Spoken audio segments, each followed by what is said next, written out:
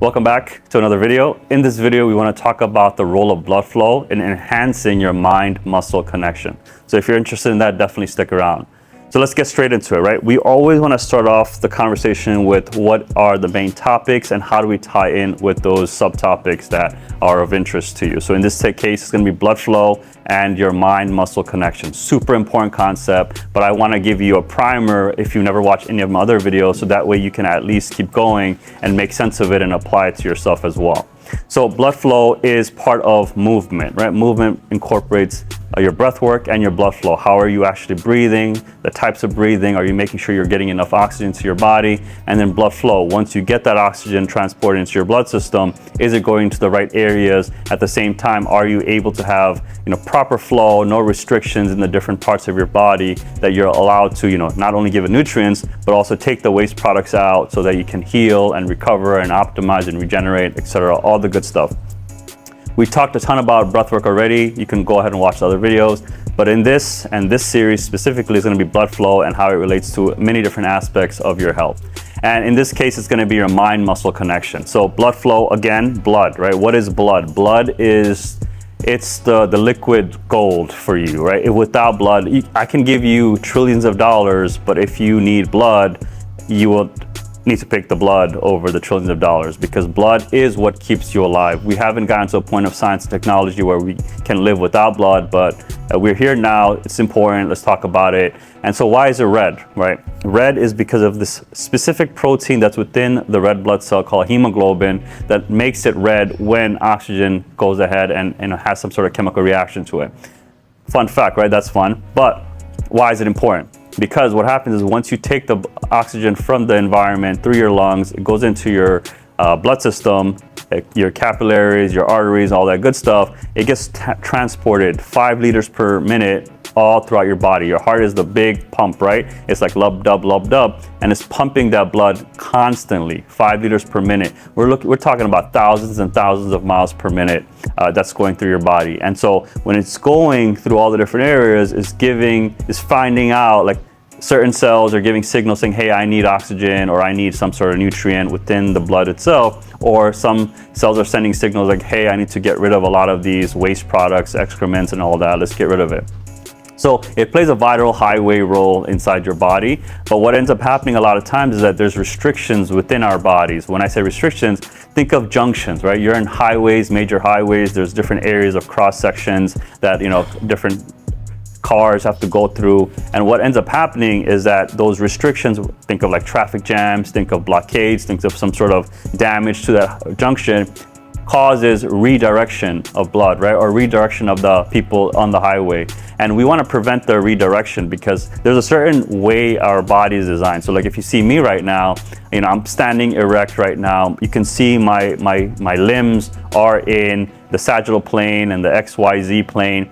But what ends up happening is we have multiple junctions throughout our body.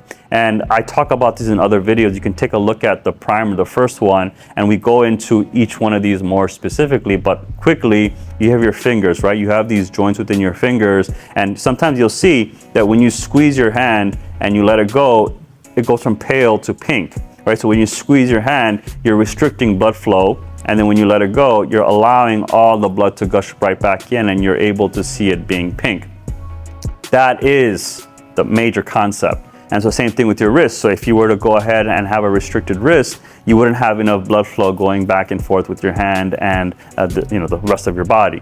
Same concept. So you have your fingers, you have your wrist, then you have your elbows, then you have your shoulders. This is a big one for a lot of people, right?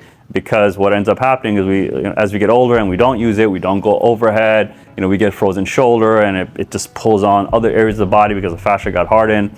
So we have our shoulders, we have our spine. I just lump it all into one spine because if you were to take a look at the back of my body, you'll see that the spine is one long, looks like a snake almost, like a bone snake.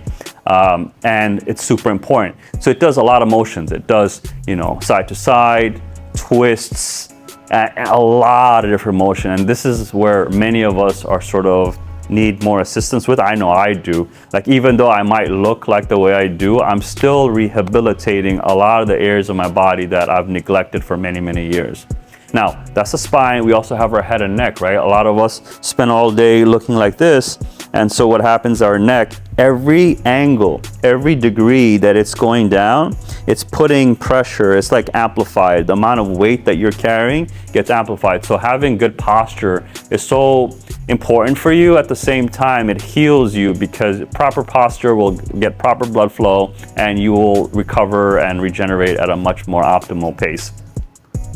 That's head and neck, but then of course we have our lower limbs, we have our hips, knees, ankles, and toes, doing toe raises, making sure we know how to do a squat. I just cracked a bunch of stuff right now just doing that, but that just tells you that I'm not in proper alignment. Those junctions, for me, just to do this motion, for you to hear that many cracks, that tells you that the joints are positioned in an odd way. But if I keep doing the same movements over and over, my body will remodel, readjust so that the blood flow will happen in a proper way.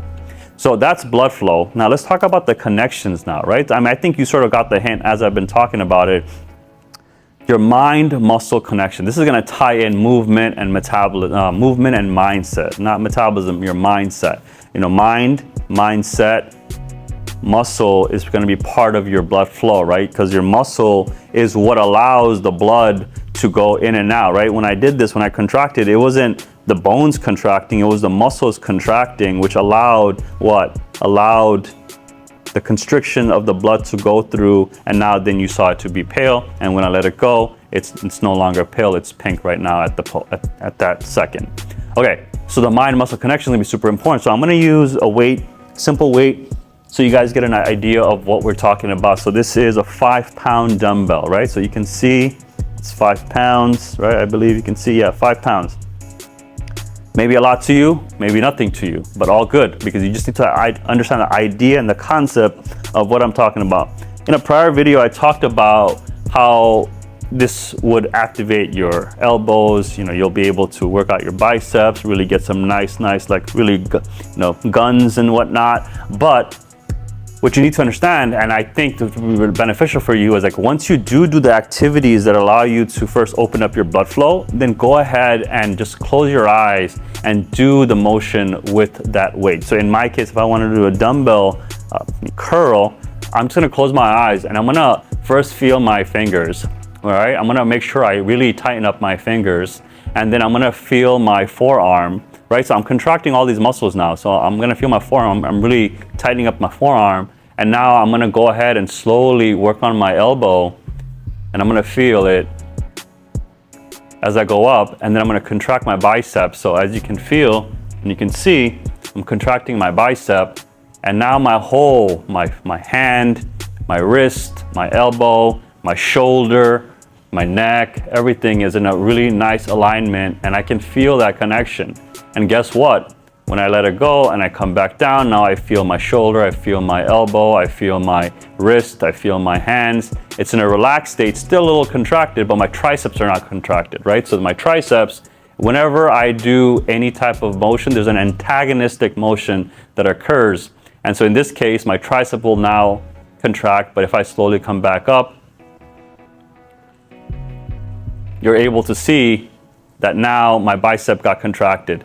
So this connection that you're gonna be making, it takes time, right? In the beginning, you're still learning about your body. It's funny, right? Like we grow up as a child, we're learning about our body, we become an adult, we sort of know about our body, but then as we get older and older, we get so distracted by the world that we forget about our body again. So let's reconnect with our body. And when you reconnect and you apply these principles that we talk about all day long, your movement, metabolism, mindset, you'll notice that your performance in the gym or whatever you do will be exponentially elevated, because what you're gonna think about is you're gonna be consciously present in what you do.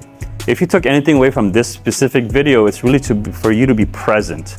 Understanding that when you are activating your blood flow, you're gonna allow your body to have that mind-muscle connection that is needed for you to actually do the activities that you want to do. Whether it be a bench press, whether it be a squat, whether it be a deadlift, whatever exercise that you wanna do, you'll be able to do it because you'll constantly be putting thought into it, and you'll understand also the connections that you need to be thinking about, the different junctions that are needed for that specific exercise. Amazing. Awesome. If you found any value in this video, definitely let me know by giving me a like. It also helps a lot of other people out as well because they get to find it in their explore page, and I would love for them to also benefit just like you. But I really love to see my subscriber count go up. It shows me that I'm providing you value. You found value, you'll probably share with someone else, maybe a loved one that really truly needs it. I would love for them to be able to benefit as well. With that being said, guys, I really do appreciate each and every one of you. I would love to see you on the next one. Take care. Bye.